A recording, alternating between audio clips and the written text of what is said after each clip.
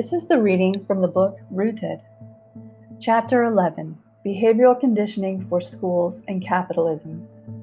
Quote, "The conscious and intelligent manipulation of the organized habits and opinions of the masses is an important element in democratic society. Those who manipulate this unseen mechanism of society constitute an invisible government which is the true ruling power of our country." End quote. This is from Edward Bernays' book, Propaganda. Behavioral conditioning in schools. If coercion or external motivation is such a deterrent for learning, why do schools use it? Many would argue that they spend far more time with classroom management than they have time to teach various methods on how to read or do math or any other subject. This has become such a focus that there are significant books and strategies encouraged by teachers and for teachers on how to manage classroom behavior. This is where behavioral conditioning in school becomes paramount. Noam Chomsky has been known to speak on the topic of how the education system was, quote, "designed to turn independent farmers into disciplined factory workers," end quote, and that society as a whole believes that people are supposed to be passive and apathetic and doing what they are told by the responsible people who are in control. That's elite ideology across the political spectrum, from liberals to Leninists. It's essentially the same ideology. People are too stupid and ignorant to do things by themselves, so for their own benefit, we have to control them. This is from Kassenbacher, 2012, paragraph 11. Additionally, schools track behavior records and generate profiles on students which frequently label their behavior. This occasionally results in recommendations for medical intervention, such as drugging the child into compliance through medical approval. The sheer number of students medicated for behavior issues in American schools since the late 1990s is staggering. Between 2011 and 2012, the National Center for Health Statistics reported that 7.5% of children in the United States between the ages of 6 and 17 were prescribed medication to control emotional or behavioral challenges. This is from Howie Pastor and Lucas, 2014. The number of children under the age of 18 that are prescribed psychostimulants increased sixfold to 4.2% from the statistics taken between 1988 and 1994. And compared between 2007 and 2010, that 1.3% of the children were prescribed antidepressants. That is from the National Center for Health Statistics in 2014. What has resulted since the initial educational efforts of schools in the early 20th century has now become something which is used through various media and social media platforms to manipulate behaviors of individuals throughout the world in order to create behavior patterns that fulfill the goals of the persons responsible for such campaigns. Cambridge Analytica is a perfect example of how tracking behavior patterns of individuals and collecting their data can be used to create very targeted campaigns to change their behavior and manipulate them to choose something they may not have otherwise. This includes choosing things that are not in their best interest or in the best interest of the nation. This is from Amer and Nugent in 2019. At this juncture, any former protestation over the manipulation of minds for corporations has now been much more deeply transferred to the benefit of governments as well. This is additionally reinforced by school districts who force teachers to sign documents saying that they will never say anything against their government. This perhaps is intended to prevent teachers from inciting dangerous behaviors, but it also reinforces following what they are told and reinforcing children to do what they are told. This is not the way in which democracy can function. Over the last century, the world has seen numerous countries challenging the ruling classes. This resulted in revolutions that in many cases turned into dictatorships, communism, fascism, and other states where a vocal demagogue could easily persuade the masses to follow his lead in order to change the way that society has endured under the former leadership. In America, the increased exposure to schooling has directly correlated to decreases in challenging the ruling class. This was not the case in the late 19th century America. Those with little or no schooling were able to organize trade unions, a large school working people's cooperative, and many other political movements that forever changed the trajectory of America, including breaking the power of large banks in order for farmers to obtain easier credit. This is from Levine, 2018. John Taylor Gatto, in 1990, stated while accepting the New York City Teacher of the Year award, "The truth is that schools don't really teach anything except how to obey orders. This is a great mystery to me because thousands of humane, caring people work in schools as teachers and aides and administrators, but the abstract logic of the institution overwhelms their individual contributions." Psychologist Bruce E. Levine has spoken extensively about these shifts in America and finds that schools teach compliance to hierarchy, obedience to authority, devoid of actual respect, train students to regurgitate information, socializes passivity in students and teachers, and for all to blindly adhere to reward and punishment systems implemented by authority figures. In 2018, Levine wrote this. One of the most concerning aspects he addresses is how people in our society currently pretend to care about things that are unimportant to them, while simultaneously incapable of changing a life unsatisfying to them. Again, Levine, 2018. Jonathan Kozol, an educator and outspoken critic of the American education system, excelled in his elite prep school career and later Harvard education. Kozol claims that children learn quickly and that they will not succeed in school by expressing themselves, and that dissent must be channeled into polite discussion. Levine, 2018. Levine further highlights how Kozol states that institutions teach inert concern, which insinuates that caring is ethical by its own merits, but disobedience is immature. Levine, 2018. It was previously mentioned that many nations that overthrow their governments were subsequently found to fall prey to communist dictatorships and fascism. This may also appear to align with what Noam Chomsky was referring to regarding people not knowing how to lead. There is truth to that, as they have not had experience with leadership, nor had they received any formal or informal training on how leadership works. Former training was isolated to employment alone. There was no collaborative opportunity in their nations that offered any concept of democracy, nor how to facilitate it effectively. The population was still programmed to be led, and the most motivating voice that rose from the crowd drew their attention easily, as they had already been trained to follow what appeared to be grand leaders from their former monarchies. None in the populace had any real experience with leadership and no knowledge on how to navigate a changing political landscape. Those who projected that they knew what to do easily persuaded the masses to believe them by telling them what they wanted to hear, regardless of their ability to fulfill those promises. Much of the last century found many nations, including the United States, flooded with propaganda materials. The propaganda was designed to manipulate population behavior to support the goals of the government so that it could have more support than resistance to fulfill its numerous agendas. One such propaganda tool that emerged was the television. Just as the form of public schooling is content, so is the form of television broadcasting. Today, we would see the same in our online media and social network advertising exposure. Cambridge Analytica used our personal data to design propaganda designed to target individuals who were deemed persuadable, to manipulate them in a particular direction to help facilitate political goals.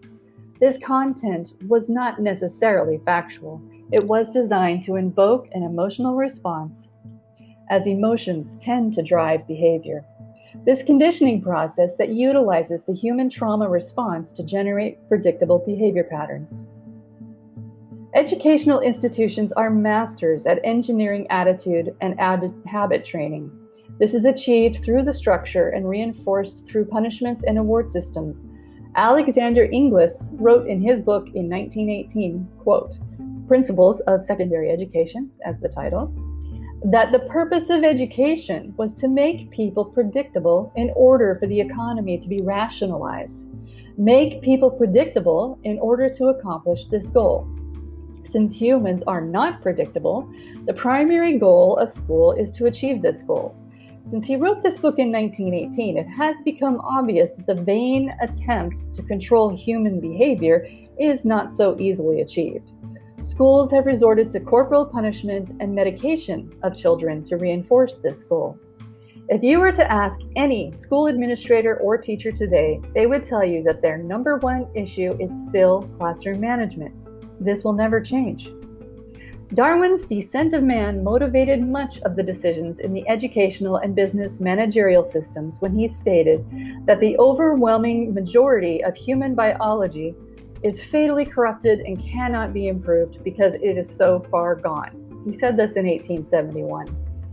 Much of what he wrote resulted in numerous atrocities in the last century, such as locking up mentally ill persons, keeping them away from the remaining population so that they do not corrupt society. These gave many leaders the idea that they could manipulate the development of human improvement. This also resulted in breeding experiments and extermination of those who were deemed inferior in Nazi Germany, cited by Spitz 2005. In Nazi Germany and the United States, there were entire groups of people who were involuntarily sterilized so that they could not reproduce. This was found in Spitz 2005 and Wills 2017. Many leaders were convinced they could achieve the perfection of the human race by taking measures into their own hands. The very first president of Stanford University, who held the position for 30 years, organized a class that would politically and intellectually take leadership over these decisions. This is cited by Mendiza in 2009. Darwin was not the first to address the ineptitude of man. John Calvin, French theologian, pastor, and reformer in Geneva during the Protestant Reformation of 1509 through 1564, stated that, quote, "The damned are many times larger in number than the saved. The ratio is about 20 to 1. There are too many damned to overwhelm with force. So you have to cloud their minds and set them into meaningless competitions with one another in ways that will eat up that energy." End quote. Mendiza, 2009. In 1669, secular philosopher Benedict Spinoza wrote that there were no damned or evil people because there was no supernatural world. He was more interested in the disproportion between those who have good sense, those who have what seems to be permanently irrational thinking, and those who are truly dangerous. Spinoza, 1669. He suggested an institutional school structure system as a civil religion to eliminate formal religion, which he felt was irrational and dangerous, and to destroy the imagination of the irrational to prevent maximum damage. Spinoza, 1669. He also suggested that without this, people struggle against the chains and potentially cause local damage without doing fundamental structural harm since they cannot think beyond what they know. Spinoza, 1669. As mentioned in a previous chapter, institutional schooling began in Prussia in the early 1800s. Johann Gottlieb Fichte, a German philosopher, addressed the nation by explaining that Prussia's defeat with Napoleon was a direct result of soldiers taking decisions into their own hands instead of following orders. Fichte, 1808. His suggestion was that a national system of training would prevent those in the underclasses from imagining any other way to do things. Fichte, 1808. The very first institutional form of mass shooting occurred in 1820. Mendiza, 2009. Class structure, social class, seemed rather fixed, according to Darwin, in 1871. Behavioral psychologist Wilhelm Wundt began the first Institute for Experimental Psychology at the University of Leipzig in Germany in 1879. As we can see, the world now was ripe with change. Pairing the emerging study of psychology with the expansion of compulsory education would later lead to further experimentation on children and for the purpose of behavioral training and control. Classical conditioning was the first of what would be many attempts to manipulate the learning process. Classical conditioning is most recognized as Pavlovian training, named for the psychologist who identified the way in which animals could be trained to respond to bells. Ivan Petrovich Pavlov, a Russian psychologist, did his experiments on dogs in 1890. His first attempts were to measure salivation response in dogs when presented with food. He soon discovered that the salivation response would eventually occur because of hearing the scientist's footsteps in anticipation of the food that would soon arrive. The eventual realization was that dogs do not need to be trained to salivate. However, they can be conditioned to salivate through repetitive behavior triggers. This was written by Pavlov in 1826. John B. Watson, behaviorist, believed that classical conditioning could explain all human behavior. He performed what is known as the Little Albert experiment in 1920. In this experiment, a 9-month-old baby was exposed to various animals to set the normal response pattern that the child had no fear of animals. To condition the boy, a white rat was used. Every time the rat was presented, Dr. Watson would make a very loud noise with a metal bar to scare the child. After numerous instances of this sound paired with the white rat presentation, the baby soon showed fear of the white rat with or without the sound. Watson and Rayner, 1920. Maurice Friedrich Skinner would later take the front stage with his experiments that demonstrated programmed actions could be accomplished if the subject were trained through reward and punishment scenarios. Skinner differed from the classical conditioning behaviorists. He believed that humans also have a mind with more complex events worthy of study. He was more focused on looking at the cause of an action and what consequences resulted. His method was later called operant conditioning. Operant conditioning focused on how pleasant experiences in direct response to a behavior would encourage future continuation of the behavior, just as negative and unpleasant experiences in direct response to behavior would discourage future continuation of the behavior. B.F. Skinner based his research on another behavioral psychologist, Edward L. Thorndike, who determined learning theory at the Teachers College in 1898, which became the foundational focus of educational psychology. Thorndike identified that responses that produce a satisfying effect in a particular situation become more likely to occur again in that situation, and responses that produce a discomforting effect become less likely to occur again in that situation. End quote. Bray, 2011, pages 108 through 109. It is easy to see the way in which education evolved. It began with theologians and philosophers and was later to be adopted by psychologists and behaviorists. What has transpired since the behaviorists has only enhanced tactics that will still support these psychological theories. There has been no further evolution in the psychology field to address education outside of the introduction of behavioral disorders and prescription medications to control behavior. This has resulted in even bigger profits for those who have their fingers dipped into the educational institution pot. Private corporate foundations have been invested in the management of forced institutional schooling since the first Congressional Commission, called the Walsh Committee, in 1915. Justification for these actions was the goal of a utopian society and stable social order. Despite these goals, over 100 years ago, forced educational schooling has failed to provide such results. In fact, they have produced behavior due to the escalation of mass shootings on a regular basis across the entire nation. Behavioral control takes precedence over learning. As previously mentioned, most teachers feel that classroom management takes a larger portion of their efforts and time. Some feel they have things under control due to extremely strict protocols and institutional programs that are designed to remove disruptive students. Although attendance in school is compulsory, learning is not. It is encouraged through examinations, which are tied to government funding for schools. This motivates the administrators to pressure teachers to be efficient in their teaching, and this has pressured instruction to teach to the test, rather than encourage genuine critical thinking skills. Yet even with the most basic skill, literacy has fallen in recent decades to pre-20th century rates. At the start of World War II, 1939, literacy rates were found to be 97% of the adult population. When looking at the 20-year survey of literacy rates in America, we can see that 20% of adults were illiterate in 1870. From that point forward, rates stayed similar, with a brief decrease followed by improving rates in 1979. High school also became more commonly pursued after World War II. This may have played a role in improved literacy rates. More years in school improved textbooks, and more professionally trained educators played a role in improvements. Efforts to improve education were successful. However, when we look at the most recent statistics of literacy rates in America, we see that these gains have taken a turn for the worse. This is after all of the major reforms in the 1980s, 1990s, No Child Left Behind, and the introduction of the internet to the world.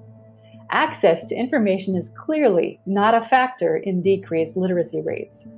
So textbooks play no significant role since literally every type of information possible is available if one were to pursue it. This is far more information than was available to anyone in the 1970s, let alone the 1940s. Educational spending has increased substantially since the 1940s and 1970s, yet despite the effort to provide more support for learning, we do not see improvement. We see decreases in learning. The first angle of attack is to attack the teachers.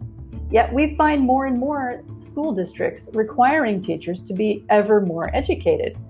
Many require master's degrees and continuing education classes to always stay current with the most recent strategies and trends.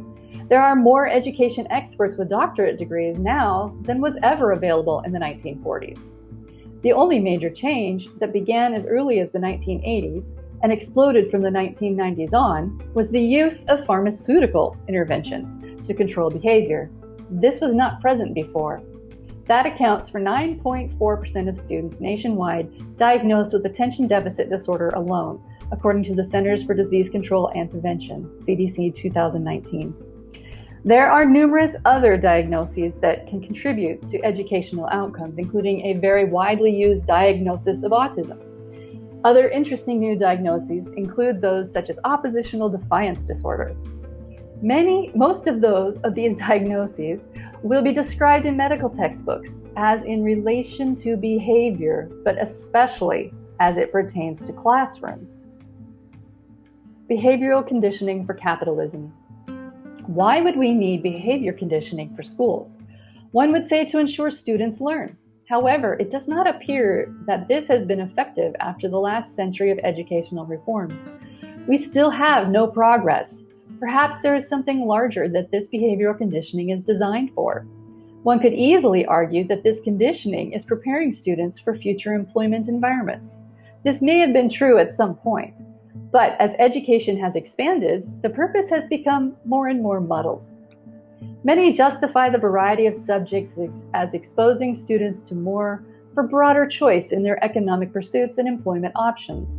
Rare few truly specialize in the more complex subjects that are frequently required for high school graduation or college graduation. The higher the education, the more writing involved, and the most of the degrees lead to professorships. As far as professional careers, the majority lead to teaching.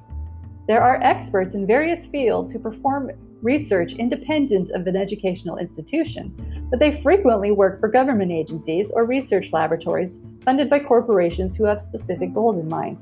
This can also influence the research and lead to commercial sale of products not adequately tested as safe for public consumption. Despite the consumer protections in place, there are a lot of failed products that find themselves in our consumer market. Pressure to deliver on a short time frame takes precedence over safety and quality in many industries. As students, we can find children trained to perform under pressure with a finite deadline as well. The competition to perform above all others is the primary focus. Whether the personal best is attained seems almost secondary to winning above all others. For those who are in the production side of corporate structure, they often do not find themselves with the freedom to be innovative. They are given instructions or orders and expected to follow through. This can be under management that may or may not have better skills or knowledge than they do. There are many highly intelligent and skilled employees finding themselves incredibly hampered by their employment situation. They may attempt to do things on their own outside of the regular office hours, but they are limited with time and energy. This slows their development of new things and sometimes dissuades them from pursuing anything at all. A rare few will push on no matter what. The system itself is designed to wear down employees so that they do not usurp their employers and design something better, thus becoming competition. What this has done is create a world where the population would rather purchase from big-name corporations than from their innovative friends or family. Innovators find that they usually have to seek support from complete strangers who see the skills and expertise separate from the person as an individual. We have created a society that dismisses the individual. The loyalty is to corporations and brands, not to individuals. This results in people desiring to be employed by these big corporations. It is a status symbol. Why would there be a need to reduce competition? Well, the market price is influenced by access to goods. If there was an overabundance of a certain type of product, the cost goes down and the profits decrease. Production must increase to meet demand. This results in more expenses for the corporation. It is less expensive to keep competition low. Manufacture a limited number of items and keep prices high so that demand is high. This decreases the corporation's overhead expense and increases profits for shareholders. This also reinforces brand recognition and brand loyalty, while also motivating the best in their fields to desire to work for these companies rather than start their own businesses. Lack of funding is often given as a reason for this, but most simply do not have the stamina to endure what it takes to start a company and ensure it thrives. Was this an innate issue or was it conditioned? After a minimum of 12 years of formal compulsory education that would not allow students to innovate or challenge the status quo, it is easier to see that they very well had it conditioned out of them to follow their leader rather than lead. There are leadership opportunities within schools, but they are limited and skill-specific. Absolutely none of them allow for governance of an entire institution or large peer group.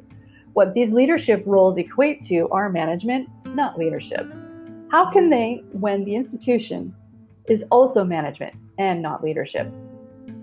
The way in which society is conditioned to follow orders serves the marketing efforts of these corporations.